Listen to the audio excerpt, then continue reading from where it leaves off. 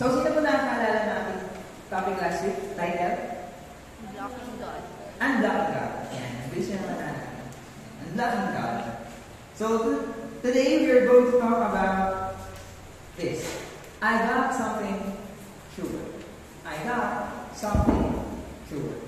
So, nagpapasalamat tayo sa Panginoon sa natapos nating conference na inatinan sa Pampanga. Yan, napakarami natin salita ng Diyos na napakinggan, and I believe na yung mga salita ng Diyos na hindi nasayang. Okay? Hindi sila nasayang, pumasok sila sa puso natin, and we are going to be able to apply it into our lives someday. Tama? So, balang araw, magagamit natin yung mga salita ng Diyos na napapakinggan natin. So, right now, we are going to talk about this. I got something sure. I got something sure. We're going to talk about what is truth. Ano ba talaga yung katotohanan? Okay?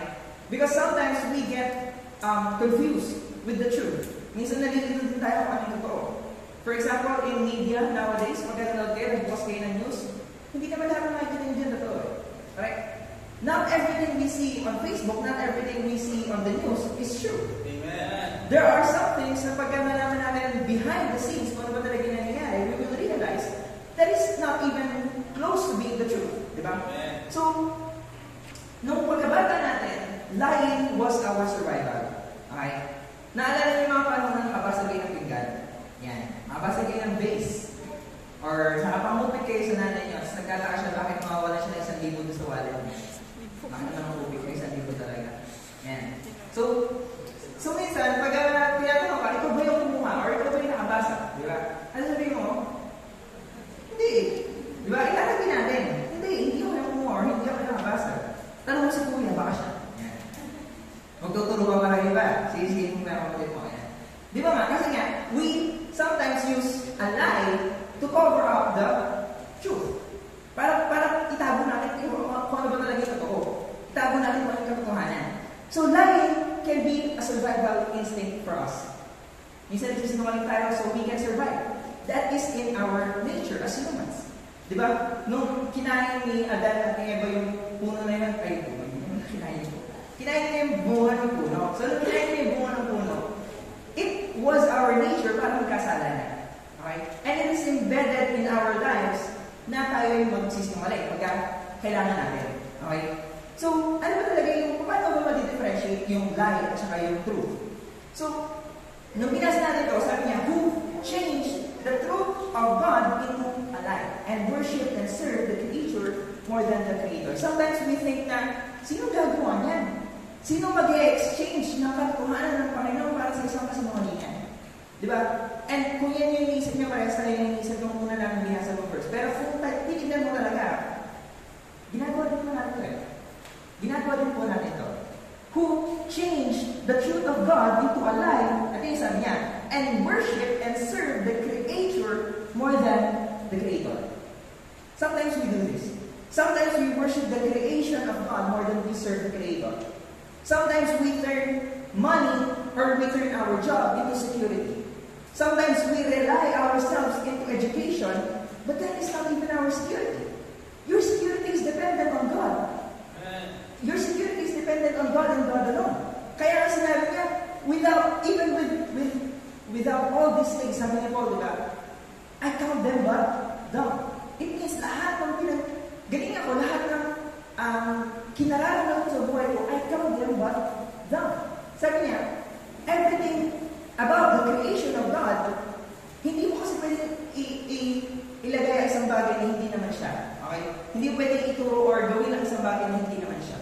You cannot turn your job into security. You cannot turn your blessings into security. You cannot turn your money into security. You cannot even turn other people into security.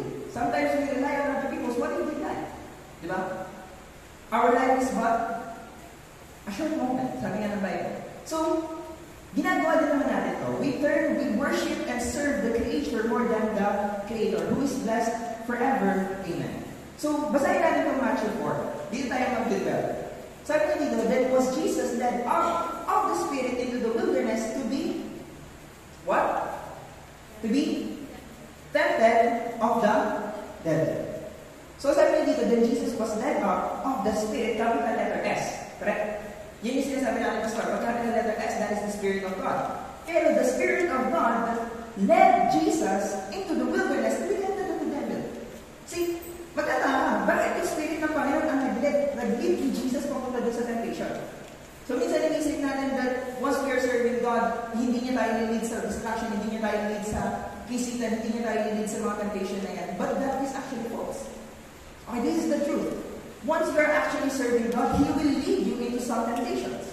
Okay? And if you're not aware of the temptations na darating sa buhay mo, hindi, kumbaga, sabi niya, sa boxing, pagka hindi ka nataas yung kamay mo ganyan, hindi mo ginagard yung face mo, diyan ka titirahin. Okay? Kaya kapag tinaas mo yung kamay mo ganyan, pwede naman tirahin ka dito. Diba? Pwede ka i-body shot. Pero pag nag-guard ka sa ilalim, pwede ka tirahin sa mukha. Diba? So, ganun yung ginagawa ni devil. Ganun yung ginagawa ni Satan na kung saan ka hindi guarded, doon ka niya inaatake. Okay? Kung saan yung bagay na hindi mo binabantayan, doon ka niya inaatake, doon ka niya pinupunterya. Okay? Ang sabi dito, and when he had fasted 40 days and 40 nights. Okay? Context lang.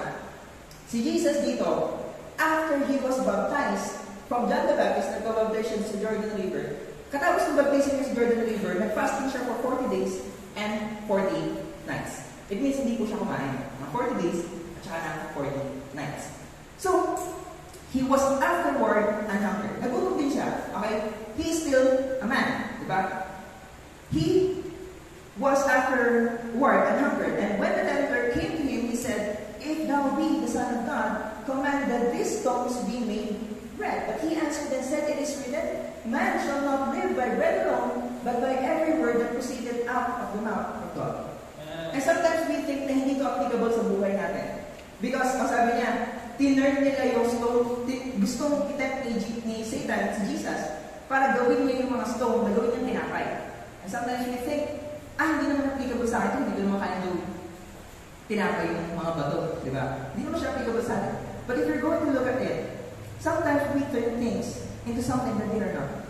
Sometimes we turn our friends into our God. Sometimes we serve them more than we serve our Creator. Sometimes we value other people rather than we value God. Sometimes we value our boss. Diba? Sometimes we value our friends. Sometimes we value other things rather than we value God. And I want to give you this warning. I want to give you this warning. Kasi nga nagsimula na yung pasukan natin, di ba? As you, marami kayong may encounter na susubukin yung pananampalataya. Marami kayong may encounter na ititempt kayo para i-turn mo yung isang bagay na hindi naman siya gano'n. Para i-turn mo yung pagpuri mo sa Panginoon, ito-turn mo, ipagpapalit mo na lang sa iba. Yun yung sinasabi dito ng Bible. If you're going to turn the stone into bread, are you really serving God? Are we really serving God? Diba? Yun yung temptation ni Satan, ni Jesus Christ. So tuloy natin. But he answered and said, it is written, man shall not live by bread alone, but by every word that proceeded out of the mouth of God. And the devil taketh him up into the holy city, and setteth him on a pinnacle of the temple, and saith unto him, if thou be the Son of God, cast thyself down, for it is written, he shall give his angels charge concerning thee, and in their hands they shall bear thee up, lest at any time thou dash thy foot against the stone. Ang ginawa ni Satan dito, kay Jesus Christ, dinala niya si Jesus sa pinakamataas na mountain. At sabi niya kay Jesus Christ, nandun sa tuktok ng mountain, sabi niya kay Jesus Christ, ba't di ka tumalon? Para pagka tumalon ka, sasabihin ka naman ng anghel. Sasabihin ka naman ng anghel. There will always be this temptation to perform. There will always be this temptation to perform. There will always be this temptation na sasabihin sa inyo ng mga tao na, ba't hindi mo gawin ito? Ba't hindi mo gawin yan? Para mas lalo tayo maging close. Para mas lalo tayo magkaintindihan. Bakit hindi mo gayahin yung mga vices na meron din ako? Bakit hindi mo gayahin itong mga bagay na ginagawa namin? Bakit hindi ka sumasali sa amin pag nagiinuman kami? There will always be that temptation. And ang sabi ng Panginoon dito, Jesus said unto him, it is written again. See, tama naman yung sinabi ni Satan eh. Punta tayo sa Psalms 91 verse 11 and 12. For he shall give his angels charge over thee to keep thee in all thy ways. They shall bear thee up in their hands, lest thou dash thy foot against a stone. So, it means, even Satan, nagbabasa siya ng Bible. Okay? Alam niya yung katotohanan. Tama? Alam niya yung Word of God eh. Kinuha niya yung Word of God. Sabi niya, bakit hindi ka tumalan? Sasabihin ka naman ng mga angel mo. Nagbabasa siya ng Psalms. Pero ang makikita lang dito, nasabi again. Doon natin ako yung ating title. I got something truer. It may be true kung ano yung sinasabi ni Satan. There are some criticisms na sinasabi sa atin na totoo. Okay, there will be some criticisms na sinasabi sa atin ng mga tao na totoo. Pwede sabihin na tao sa'yo na hindi ka naman talaga magaling or hindi ka naman talaga matalino, nagpapanggap ka lang. Alam niyo yung imposter syndrome? Search nito, imposter syndrome. This is the voice at the back of your head na sinasabi sa'yo, hindi ka naman talaga ganyan. Kahit ako natin-feel ito minsan. There is a voice in the back of my head telling me na you're just pretending to be something that you are not. And this is the temptation of Satan. Na sinasabi niya sa'yo na you're just pretending to be good, you're just pretending to be righteous, but inside, there is still a sin that wants to come out. Tama? Meron pa rin kasalanan na nasa loob natin na gusto lumabas. But I have something truer. I got something truer. You stand with Jesus Christ. It is written again. Okay? It is written again, thou shalt not tempt the Lord thy God. Again, the devil taketh him up into an exceeding high mountain, and sheweth him all the kingdoms of the world, and the glory of them, and said unto him, all these things will I give thee, if thou wilt fall down and worship me. Sabi sa kanya ni Satan, ano yung last temptation ni Satan sa kanya? Dinala siya sa pinakataas ng mountain, nasabi sa kanya, tignan mo lahat yan. Okay? Tignan mo lahat yan. Nung tinignan ni Jesus Christ, nakita niya yung buong Jerusalem, nakita niya yung buong promise land ng Panginoon sa kanila. At sabi sa kanya ni Satan, lumuhod ka lang sa akin. Pagka lumuhod ka sa akin, handa akong ibigay sa iyo lahat yan. It means this world is owned by Satan. Correct? And Satan is going to tempt you na lumuhod ka lang sa akin, handa akong ibigay sa iyo lahat yan. Lumuhod ka lang sa akin, huwag ka lang sumamba sa Panginoon, kaya kitang bigyan ng grades kaya kitang gawin sumong natin. Huwag ka lang mag-attend ng church, huwag ka lang magsasamba sa Panginoon, huwag ka lang makikinig ng preaching ng pastor mo. Lumuhod ka lang sa akin, at kaya kitang gawin kung sinong hindi ka naman. Kung sino yung gusto mo talagang maging. Gusto natin maging matalino? Sabi ni Satan, lumuhod ka lang sa akin, gawin kita matalino. Gusto mo magkaroon ng talent, gusto mo maging tanya, gusto mo makilala ng mga tao, lumuhod ka lang kasi Satan gagawin niya para sa'yo. But always remember, ang kapalit na ito, kaluluwa natin. We exchange the truth of God for a lie. If we are going to do this, we are going to exchange the truth of God for a lie. But every time that you feel this temptation, this is what you're going to say. I got something truer. I got something truer. I got something that is better truth. Because what Satan is saying sometimes is truth. But always remember, I got something truer. Look at the verse. Then said Jesus unto him, get thee hence, Satan, for it is written. Yan, naglaban sila ng verses. Nagpalitan sila ng verses. Ang sabi ni Jesus, thou shalt worship the Lord thy God, and him only shalt thou serve. Sabi niya, wala kang dapat sambahin. Wala kang dapat luhuran. Kung hindi ko Panginoon mo. Why are you going to worship something, or why are you going to bow down your knees into something that is already under your feet? Satan is already under our feet. Satan has been defeated by God 2,000 years ago on that cross. And we no longer have to serve him. Then the devil leaveth him, and behold, angels came and ministered unto him. At yung sinasabi ng Panginoon na, yung sinasabi ng Bible na, yung sa temptation na resist the devil and he will flee from you. Tama? If you have just the ability to resist the devil, lalo yung kanya. Or if you have the ability to resist temptation, lalo yung kanya. Okay? Hindi ka pwedeng maging under dun sa kukuk ng mga javel. Okay? Hindi tayo tinawag ng Panginoon para maging under sa javel. And pagdating niyo ng college, ito yung culture shock din ako minsan sa college life. Marami mga tatalino. At yung mga tao matatalino, napaka-perceptive nila. Napakagaling nila magbigay ng confidence. Okay? Nasubukan nila magbigay ng confidence na ang cute-cute mo naman. Ang gwapo mo naman. Diba? And sometimes, pagkadating sa college, ang daming ganito. Madami yung sabi sa'yo na, ang ganda-ganda mo naman. Paparealize na sa'yo kung gano'ng kakaganda. At sasabihin nila sa'yo, bakit ganyan lang yung issue ng boyfriend mo? Bakit nagsasamba ka dyan sa church na yan? Bakit hindi ka na lang sumama sa akin? Bakit hindi ka na lang sumama sa akin? May party dyan malapit sa akin. Iinom kami dyan sa bistro. Okay? Yan yung lagi ko naririnig. Iinom kami sa likod ng SM. Yan, sama kami sa amin. Doon tayo, may banda daw doon eh. Lagi ko narinig yan. Okay? And sometimes, they will compliment you so that you will be captive by their compliments. And if you are going to live your life on other people's compliment, you are going to die in their criticism. Nagkaroon ng time na nabubuhay din ako sa compliment ng ibang tao. Na gusto ko pagkakila-compliment ako. Gusto ko pagkasiyasan. Actually, ayoko yung mga compliments na ano eh. Ayoko yung mga compliments na about sa appearance. Kasi pagka compliments siya based on appearance, baka pagka mali yung gupit sa akin ng barbero ko, mawala na yung compliments. Okay, pagka bigla may lumabas na pimple, mawala na yung compliments. I was addicted before of the compliments based on my intellect. Based on how I think. Na-addict ako doon. Na-addict ako na every time na natayo ako sa harap, I can speak better than them. Why? Natalina ako sa church. Okay? Natalina ako ng pastor. Na I can speak better. So, there was a time that I got addicted to the compliments of people.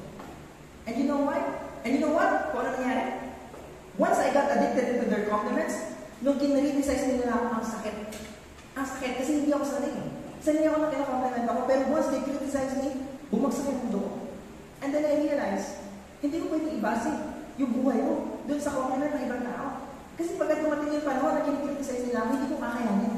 Okay? So, saan ko ibabase yung katotohanan na buhay ako? Saan ko ibabase yung buhay ko? So, kahit ano sabihin sa'yo ng ibang tao, kahit ano ibato sa'yo ng ibang tao, always remember, you are created in the image of God.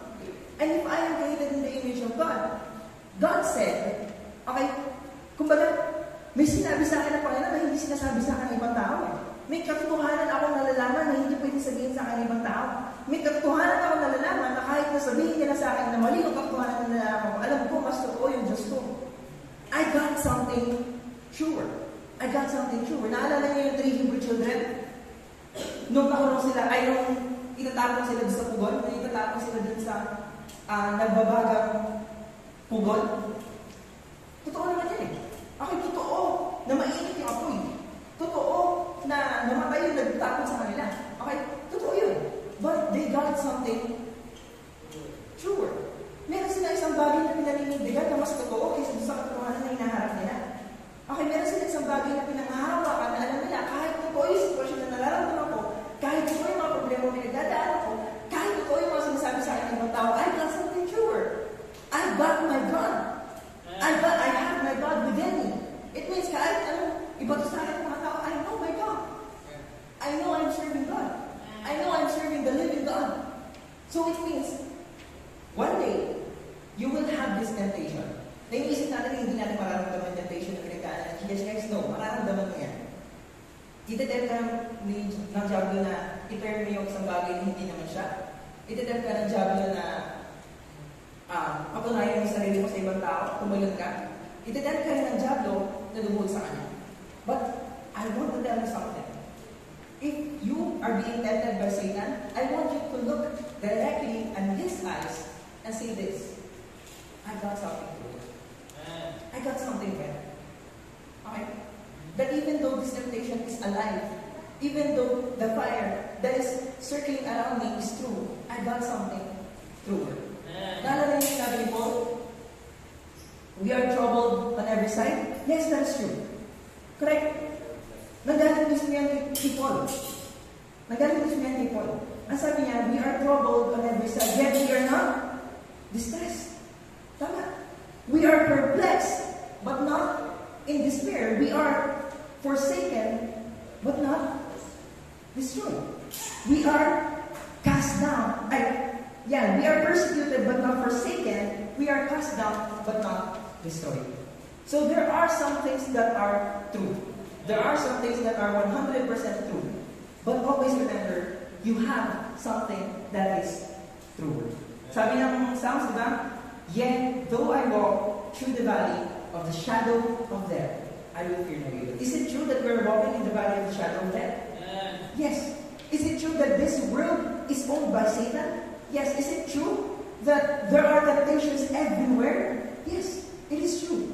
But always remember, yet though I walk through the valley of the shadow of death, I will fear no evil, for thou art with me.